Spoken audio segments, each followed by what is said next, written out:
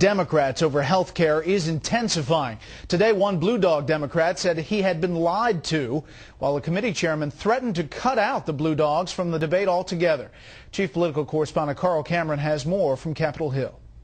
Over the last 2 days, the president's top legislative priority was an afterthought at his impromptu news conference aimed at diffusing the Cambridge cop controversy. I will not use this time to spend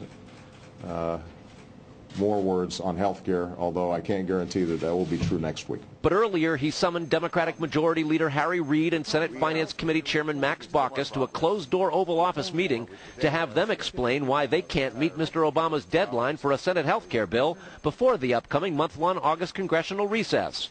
Lawmakers say they needed more time, and meeting with the president yielded no breakthroughs or progress. The Democrats' top vote counter in the House says the health care impasse amounts to the most contentious infighting he's ever seen as whip. So if this was easy, Truman would have done it, but it's tough. For now, bitter House gridlock prevails on health care reform because of Democratic opposition. 52 fiscally conservative so-called Blue Dogs have enough votes to kill the measure on the floor.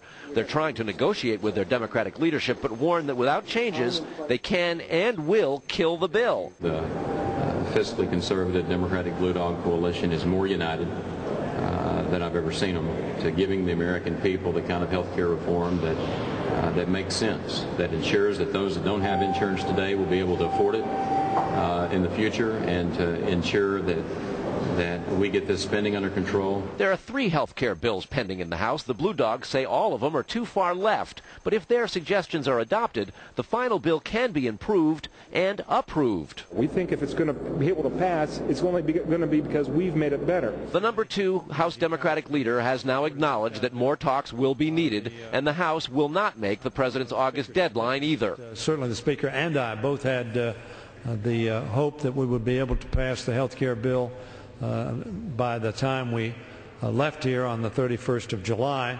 My view is at this point in time that may not be possible. Late this afternoon, an odd moment when one committee chairman had this for the Blue Dogs, who had retracted some of their harsher rhetoric. Do you want to apologize? It's about time you apologize. I apologize.